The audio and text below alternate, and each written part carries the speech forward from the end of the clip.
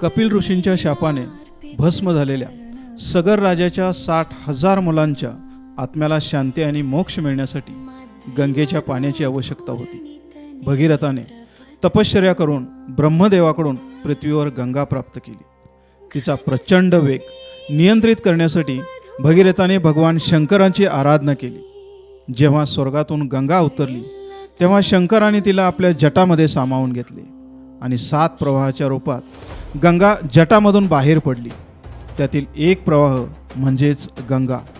म्हणूनच शंकरांना गंगाधर म्हणतात. वरुणा ही नदी उत्तरेकडून तर अशी ही नदी दक्षिणेकडून गंगेला मिळाली. या 2 नद्यांच्या मध्यभागी वसलेले शहर म्हणजेच वरुणा व असी या शब्दांचा संयोग वाराणसी. श्री क्षेत्र काशी विश्वेश्वर.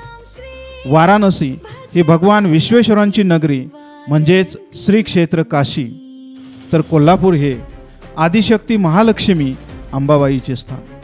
या आदिशक्तीला गंगेसारखी पवित्र नदी लाभावी म्हणून भगवान शंकराच्या आशीर्वादाने या क्षेत्राला पंचगंगा प्राप्त झाली. म्हणून पंचगंगेला गंगेचे पावित्र्य लाभले. कोल्हापूरच्या उत्तरेकडून वाहणारी वारणा नदी ही काशीच्या वरुणा नदीचे प्रतिरूप मानले जाते. वरुणा किंवा वारण म्हणजेच वारणा म्हणजेच दुःखाचे हरण.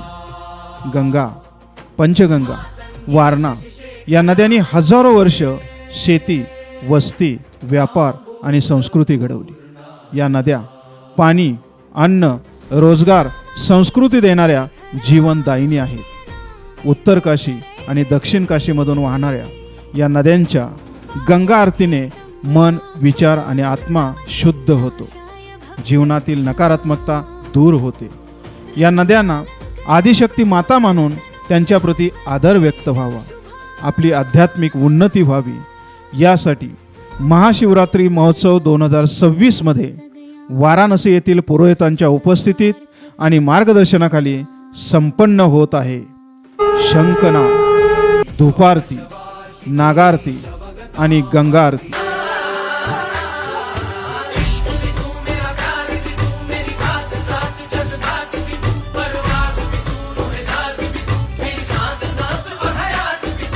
रविवार दिनांक 15 फेब्रुवारी 2026 रोजी सायंकाळी 5:30 वाजता. स्थळ श्री शिवपार्वती मंदिर, अमृतनगर.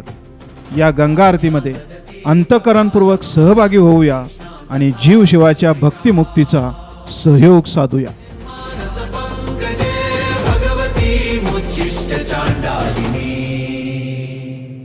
इति श्री